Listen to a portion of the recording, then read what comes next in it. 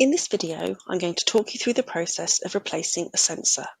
You may also hear it being referred to as a swap out.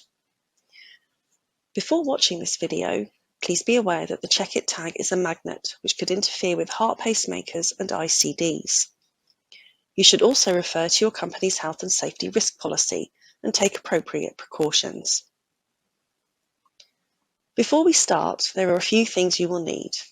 You will need access to the control center with administrator rights. You'll need a Checkit tag, the old sensor if you have it, the new sensor, and visibility of the correct Checkit hub. You might have more than one hub, so it's important for you to be near the right one. Now we're ready to start the swap. From your browser, log into the control center. You'll then need to go to Automated Monitoring Devices at the bottom right, and then click Maintenance. Select the relevant location from the list.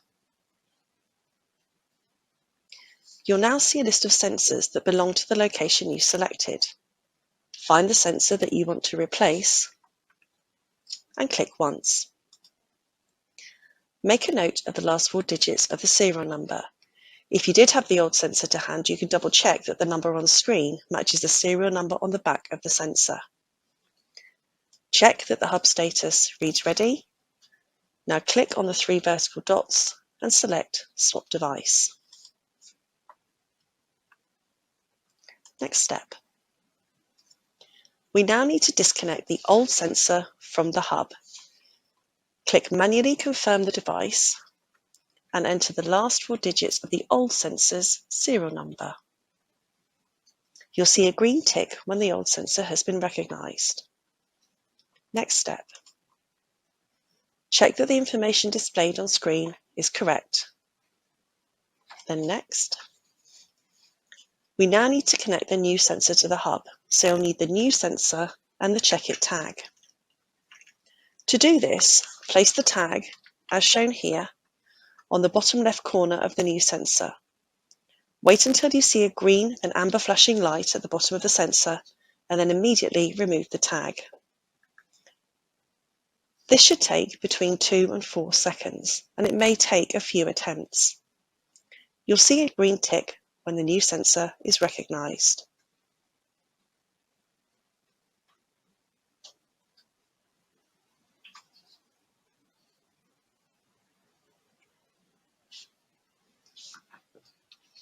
Next step. Now check that the replacement serial number is correct.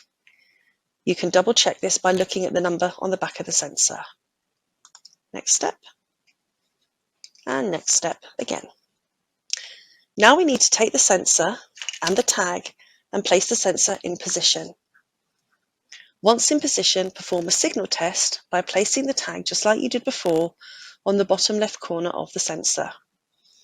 Wait until you see a green, then amber flashing light at the bottom of the sensor, and then immediately remove the tag. Once you've done that, come back to the control center. You should now see a green tick on the final signal check screen. Click Next to see the new sensor with its serial number and calibration expiry date. And that's it. You've now completed the swap.